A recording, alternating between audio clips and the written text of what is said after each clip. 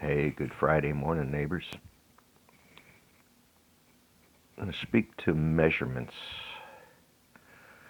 Measurements themselves. That it is a concept talk that's going to get specific, maybe, but these things are important. So we measure constantly. How far are we going? How fast are we going? How long till we get there? I'm a I shop by unit price. It's called poverty shopping. If you don't have money, you want to get the most for it. So you look at unit pricing on the shelves and not the price of the goods. So those subtle measurements. A good cook is an excellent measurer, even if it's grabbing a pinch and tossing it into the bowl. It's just a part of what you do and what we do. So when you step into the measurement area, the measurement sciences, the physical measurements that we do on weight, volume, um, mass, speed, miles per hour, kilometers per hour, all those subtle measurement units. Go back, let's keep a simple one, just inches. Somehow we've collectively agreed what 12 inches is. So, good debates around that. But there are standards for what 12 inches is, or whatever it is in millimeters. 1 inch equals 2.54 centimeters. So you can do a conversion, find out how many centimeters, and convert that to micro, milli, macro, hookies, whatever you want to convert it to, right? Because it's your number once you've done a conversion. Just some people believe you when you use it. So these measurement sciences are a science. The science of measurement itself is metrology. It is an obsolete word. You will not find it in American vocabulary anymore. It was on a list, a federal list of jobs, of professions, because everybody is an FTE, another conversation, but it was officially retired. It had a military profession, and it had a life in universities, and still does, which is interesting, but it's changed. So the measurement sciences, these things go back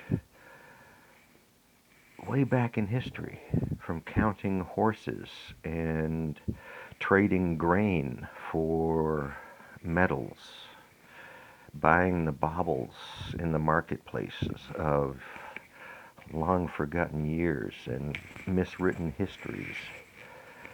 So we've been measuring a long time, and we have standards for these measurements, and you can go back through and trace those, not trace, yes, it is trace, it's traceability.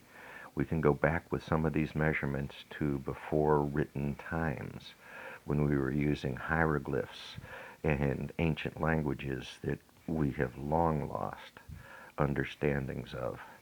So these measurements are here. One of the things you can do with measurements is take them to court, and they are generally hard to argue with if you can get them introduced as evidence, right? Evidence is proof of an action. Simple as that. It's evidence, it's scientific evidence with specific definitions. It is jurisprudence evidence with witnesses. So these measurements matter. They matter quite a bit. It is one of the ways that the European Union guides their decision process, is using these measurements as guidelines, as rules. One of the measurements out there is how many mines on the planet do we need to supply enough metal to make the tin cans to put the goods on our shelves. So there's some other types of measurements, but those are derived measurements from real physical measurements. So it just got complicated. But understanding that we measure very precisely and very well is part of the conversations. If you can keep that aspect, that understanding, maybe we can get further along in some of these conversations about pollution. There are decisions to be made. These aren't digital binary decisions. These are not true or false decisions. And that makes them worth discussing with some understanding of what they are. So, I just watched a really good introduction to the use of spectrometry, optical emission spectrometry in telescopes. And to a person that's in that profession, it's like cooking. You know the ingredients, what it takes to make something. You don't know all the details maybe, but you can figure them out, right? How did that person make that pound cake taste so tasty? So these measurements matter, and you can get carried away, go too far with them because they are hard to understand. So the presentation of them is important. Let's get back to measurements. Measurements, all measurements are relative.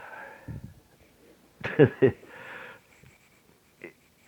is very hard to make some of the associations, but they are relative to something else. So, Fukushima reporting. We hear a lot about a single isotope, right? A cesium. We measured cesium 130 something out there, and you'll see a few variations of that. I don't appreciate those readings because the presentation of them isn't inclusive. What needs to be discussed is, in the release inventory, along with the cesium released, whatever that number, were other elements released.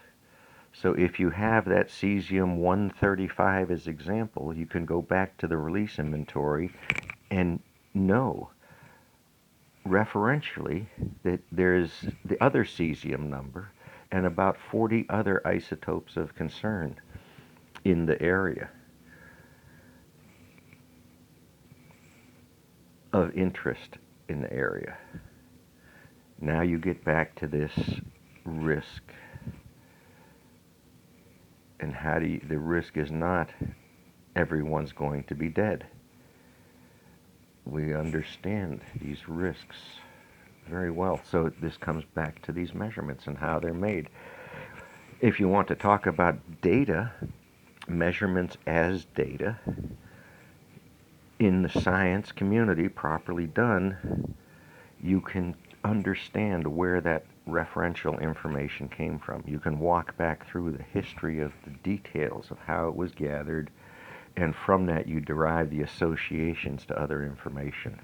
Wow, did this get complicated? But I'm still only baking a cake, so I've got a few ingredients I'm dealing with.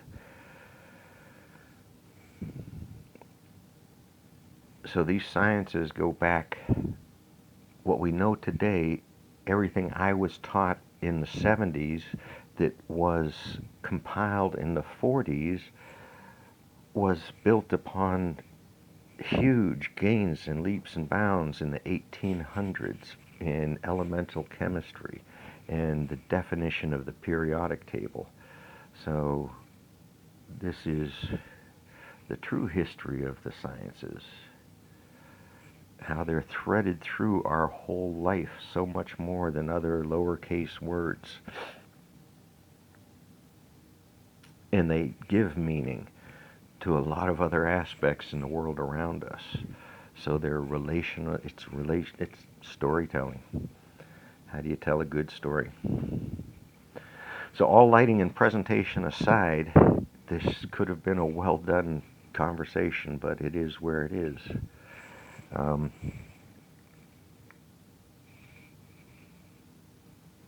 It is very hard to get measurements introduced as evidence. the story around that evidence has to be understood reasonably and presented well. A single isotope in a Fukushima conversation is a misrepresentation of the risks to the population, to the community. So the little one-off newscasts you see on Fukushima, or I'm sorry, pardon, Olympic game radiation findings. Greenpeace is out doing some surveys. Whoever they've got doing these surveys understands well, and for whatever reason, it's not getting any press. Greenpeace has been demonized, and rightly so for some of their actions. It's called Humanity and Life, and they have research comparable to a lot of other research out there that's not being discussed very well. So measure on, but these are our measurement sciences. This is NASA. This is the Department of Defense. This is DARPA projects. This is tax breaks for chemical industry to move because of EPA guidelines and rules and restrictions and what we learned in America. So we shuffled our pollution off to other nations. So in that bigger conversation about pollution, there is some come to Jesus moments out there that need to be had. You know, these truth and reconciliation conversations. Back to the indigenous peoples who got overrun. All right. To my 80-something folks in the 5 to 10 that listen, I want to thank you. I wish I had a green screen behind me and put more effort into these and even scripted them, because these are all just conversational morning coffees, you know. But if it needs to get better, if you got a specific that would help you go further in a conversation about your neighborhood,